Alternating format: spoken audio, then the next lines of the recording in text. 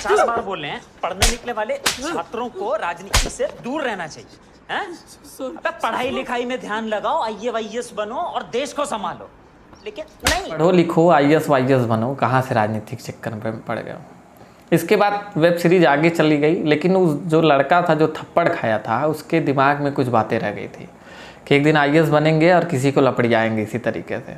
हालांकि इस पूरे मामले का सूरजपुर की घटना से कोई लेना देना नहीं है, मजाक था, उसे मजाक तक ही रखिए।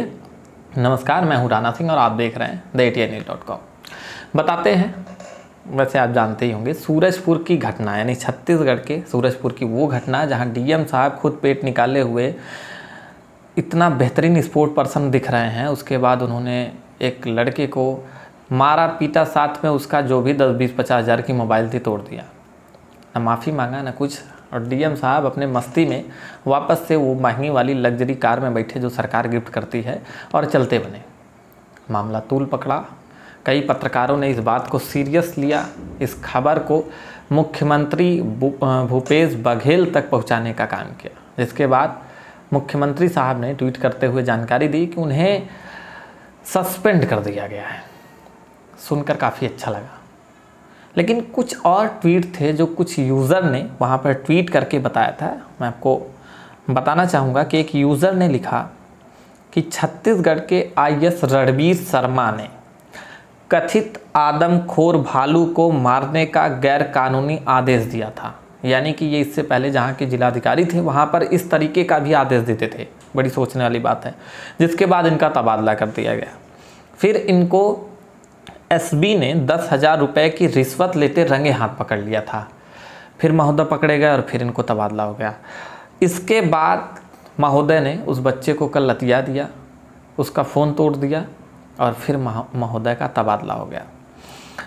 अब इस यूज़र की बातें, हालांकि मैंने वेरीफाई किया, ये एक पत्रकार थे तो सच कहीं ना कहीं बोलेंगे ही, पत्रकारों की कदर है हमें।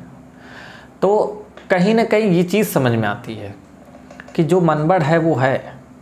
ठुकरा के मेरा प्यार इंतकाम देखेगी वाले भी कई IAS हैं जो घूम रहे हैं, विचरण कर रहे हैं, जिन्हें तहजीब तमीज़ नाम की चीज़ नहीं, सिविलियंस होकर भी 2 टके की हरकत करते हुए नज़र आ रहे हैं।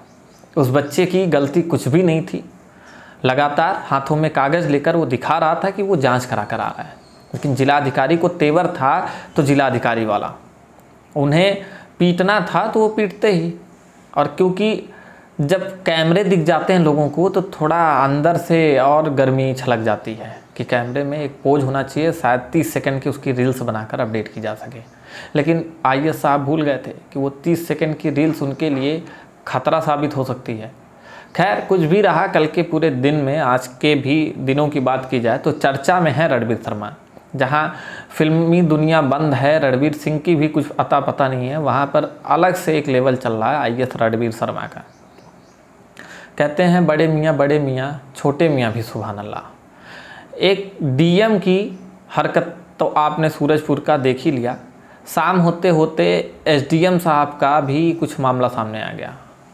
SDM वहाँ पर ठीक इसी रवैये को दोहराते हुए, मतलब बड़े मियाँ के पद चिन्हों पर छोटे मियाँ चलते हुए, इन्होंने भी लतिया दिया एक बंदे को। देखिए इस वीडियो को और समझिए पूरा मामला।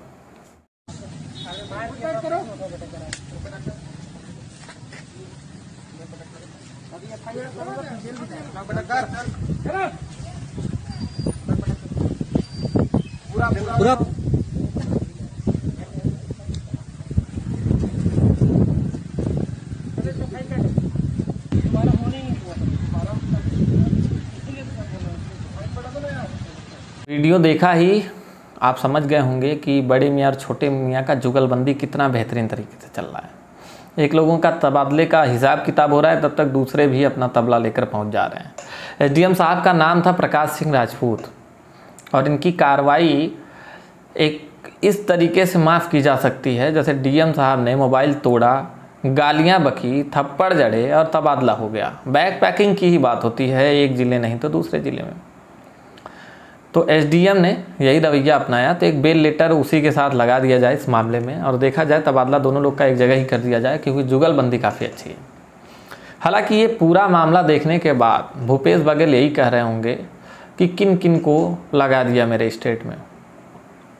सबसे बड़ी बात ये रही कि इस पूरे मामले में उस बच्चे का, जो डीएम साहब ने जिस बच्चे का फ़ोन तोड़ा, उस फ़ोन को देने की कोई बात नहीं कही। हालांकि मानवाधिकार के अगर बात की जाए तो यहाँ उस व्यक्ति का हनन हुआ है, उसके निजता का हनन हुआ है। आपने बिना किसी इन्फॉर्मेशन के आपने उसका फ़ोन तोड़ा, गलत रवैया अपनाया, गाली दिया सार्वजनिक रूप से उसको, और इस तरीके से आपने रवैया अपनाया जैसे लग गया हो कि आप जिलाधिकारी गलती से बन बैठे हो।